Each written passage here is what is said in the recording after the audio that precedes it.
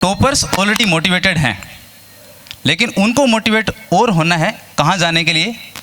Rank 1 लाने के लिए।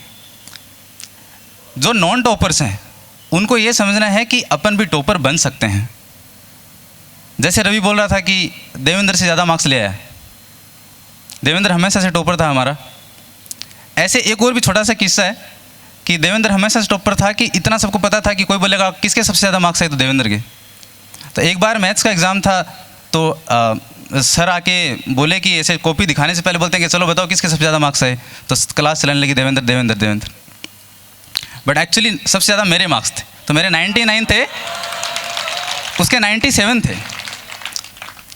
अब वो टॉपर था, मैं जो नॉन टॉपर है उनको बताना चाह रहा हूँ कि आप टॉपर बन सकते हैं। उससे देवेंद्र का कोई नुकसान, मतलब जो टॉपर होता है उसका कभी नुकसान नहीं होता, टॉपर हमेशा टॉपर रहता है। इसलिए जैसे ये था तो ये सबकी हेल्प करता था।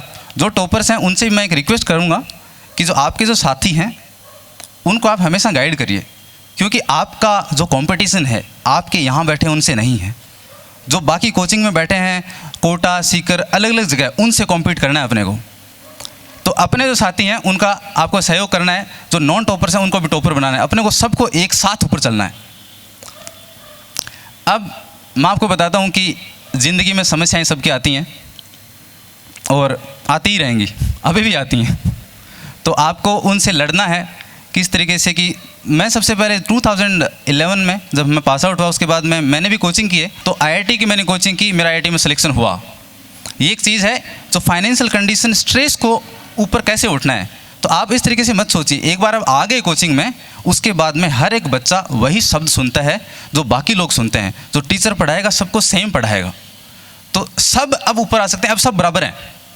ये आपको फील करना है अपने आप में, और अपने आप में भरोसा रखना है कि अगर आप यहाँ आ चुके हैं तो आपके पास कैपेबिलिटी है, इसीलिए आपने सोचा, इसलिए आप यहाँ पे बैठे हैं।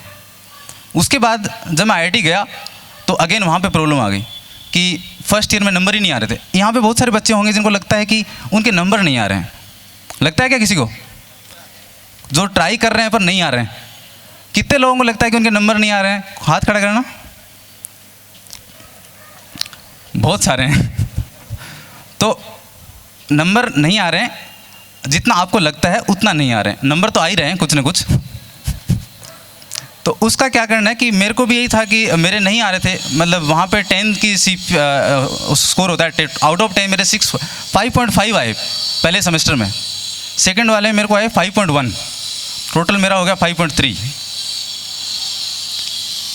तो स्ट्रगल हो रही थी वहाँ पे, क्योंकि स्टार्टिंग में स्ट्रगल होती है बहुत सारे बच्चों के साथ। बट जब मैं एंड किया, मेरा जब 4 साल ख़त्म हुए, 5 साल, तो मेरे को एकेडमिक एक्सीलेंस अवार्ड मिला था।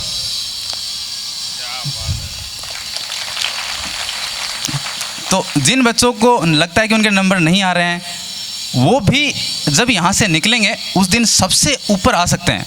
ये आपको सोचना है, अपने अंदर रखना है उसको भर के, कि किसी भी मोमेंट पे आपको ये छोड़ना नहीं है आस कि नंबर कम नहीं आ रहे हैं, नंबर आ रहे हैं नहीं आ रहे हैं, ठीक है, आपको कोशिश करनी है। अब देखो कोशिश कैसे करनी है, ये एक चीज़ है, आपको दिमाग में होता होगा कि क्या करूँ मैं।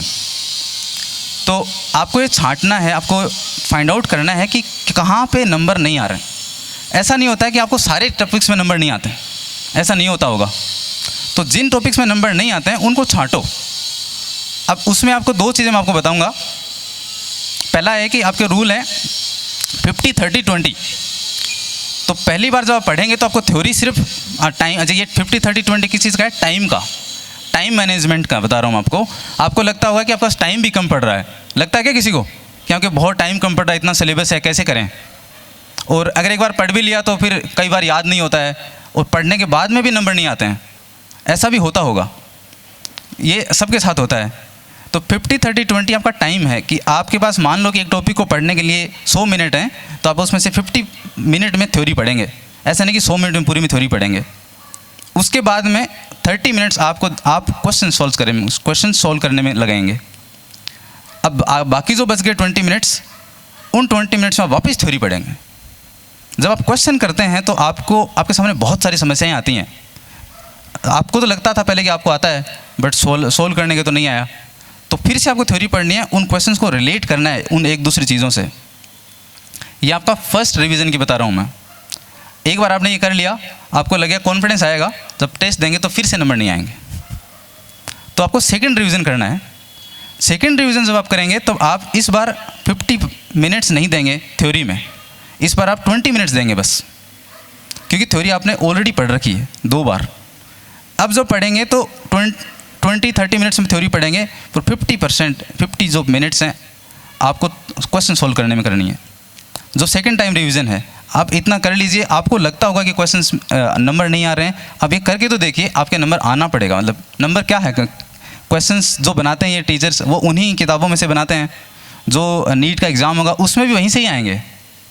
बट ये कि अपन कुछ कॉन्सेप्ट्स भूल जाते हैं या फिर अप्लाई नहीं कर पाते हैं। अच्छा, उसके लिए एक चीज़ है कि आप बेसिक्स पे पूरा ध्यान रखना। जैसे देवेंद्र बता रहा था कि डायग्राम बनते नहीं है, मतलब बनाना है पर बनते नहीं है, इसलिए नहीं बनते क्योंकि बेसिक्स क्लियर नहीं। तो कभी भी अगर आपको कई बार क्वेश्चन सोल्व नहीं भी हो रहे एग्जाम में, बट फिर भी अगर आपको लगता है कि मेरे बेसिक्स क्लियर हैं, तो आप फाइनल एग्जाम में अच्छा कर सकते हैं। बट यहाँ पे जिसके नंबर अच्छे आ रहे हैं, जो टॉपर्स हैं, उनको भी मैं एक बात बताना चाहता हूँ, ऐसा मत सोचना कि आप टॉपर्स हैं तो आप हमेशा टॉपर रहेंगे। आपको बेसिक्स पे अभी भी फोकस करना है और आपको अपने कॉन्सेप्ट्स को अभी भी इम्प्रूव करना है। नंबर आना नहीं आना एक प्रोसेस है, लेकिन नंबर आना आ गए इसका मतलब ये नहीं कि आपको सब कुछ आता है। जिनको नहीं आए उनको ये नहीं सोचना कि अपने को आता नहीं। जब आप बेसिक्स पे ध्यान देंगे, उनको क्लियर करके रखेंगे, कॉन्सेप्ट्स क्लियर करेंगे, नंबर अचानक से बढ़ सकते हैं। मतलब 2 महीने नहीं आ रहे, सीधा आप जंप करेंगे और हमेशा वहीं रहेंगे। जैसे रवि बोल रहा था कि स्लो धीरे धीरे चलना है, तो मैं उसने 1-2 बताया भी था, मैं बता रहा था कि IIT में मेरे साथ हुआ। धीरे धीरे पर हार नहीं माननी है। अब धीरे धीरे ये करते रहेंगे तो एक टाइम अचानक से आएगा कि आप एकदम ऊपर चढ़ गए। उस टाइम का वेट करना है, वो थ्रेशोल्ड लिमिट है, सबका आता है। तो इस चीज़ को ध्यान रखना है। एक और चीज़ मैं बोलना चाहूँगा कि आप जब क्लास में बैठते हैं तब थोड़ा एनर्जी के साथ बैठना है। जो 6 आवर्स की जो क्लास होती है, आपका बहुत सारी चीज़ें वहीं क्लियर हो जाती हैं। नहीं समझ में आता है तो टीचर हैं ही अपने पास बताने के लिए, पर अटेंटिव रहना है। भले ही आप उनकी तरफ देखें नहीं, पर सुननी सारी चीज़ें हैं। जब आप इन चीज़ों को मतलब उन 6 आवर्स का जब सही इस्तेमाल कर लेंगे, उसके बाद में जो रवि बता रहा था कि 18 आवर्स बचे हैं, उनमें जो मैं आपको पहले जो स्ट्रैटेजी बता रहा था 50-30-20 और 20-90-10, उसको वहाँ पे इम्प्लीमेंट करना है। क्लियर है इतना सब? ओके। अब ये है कि कितनों को लगता है कि आप स्ट्रेस में हैं? स्ट्रेस है किसी को नंबर कमाने का, या फिर कोचिंग में आ गए हैं? अब क्या करें, मतलब स्ट्रेस को रिमूव मतलब हटाने के लिए एक तो तरीका है ही कि जो लोग यहाँ पे परफॉर्मेंस दे रहे थे, मुझे नहीं लगता वो स्ट्रेस में रहेंगे। बट जो ऐसा नहीं भी करते हैं उनके लिए एक चीज़ बताऊंगा कि आप अपने टाइम का जो 18 घंटे हैं उसमें से 10 या 15 मिनट अपने लिए अलग से निकालनी है। वो आपको अपने हेल्थ का ध्यान देना है। हेल्थ का ध्यान देने के लिए आपको एक्सरसाइज करनी है। एक्सरसाइज जाने के लिए कहीं दौड़ने जाने की भी ज़रूरत नहीं है, अपने बेड पे बैठ के भी एक्सरसाइज कर सकते हैं। उससे आपका जो स्ट्रेस हैंडलिंग जो पावर है वो आपकी इम्प्रूव हो जाती है। कोई भी बच्चा हो, हर बच्चे को ये प्रॉब्लम आती ही आती है एक न एक मोमेंट पे। किसी से आपको डिस्कस करना है। डिस्कस करने के लिए यहाँ पे बहुत सारे मोटिवेशनल स्पीकर हैं जो आपके टीचर्स हैं, उनसे आप बात करिए कि सर ये प्रॉब्लम है। कभी भी ये मत सोचना कि ये छोटी प्रॉब्लम है। आप बात करेंगे उनसे, अपने आप को भी चिंतन करेंगे कि क्या किया जा सकता है इसका सॉल्यूशन, तो ऑटोमेटिकली कुछ टाइम में 5-10 दिन महीना भर में अपने आप वो प्रॉब्लम सॉल्व हो जाएगी। और एक दिन आप भी आयाम का नाम रोशन करोगे, अपना खुद का नाम रोशन करोगे। देखो यहाँ पे नाम देवेंद्र रुए लिखा हुआ है, नाम उसका खुद का ही रोशन होता है। ऐसे आपका खुद का नाम रोशन होगा, आयाम का नाम रोशन होगा, अपने परिवार का नाम रोशन होगा, अपने गांव का, अपने जहाँ पे समाज का। जैसे मैं अपने गांव का पहला IITian हूँ, अभी भी वही हूँ, अभी तक नहीं है कोई। तो आप भी अपने गांव के, अपने एरिया के मतलब वो पर्सनैलिटी बन सकते हैं जो अपने आप को भी मोटिवेट कर सकता है और दूसरों को भी कर सकता है। तो अभी आसपास के लोग देखते हैं तो उनको लगता है कि हम भी कुछ कर सकते हैं, क्योंकि यहीं से जाके लोग बन तो सकते हैं। ये मैंने करके दिखा दिया है।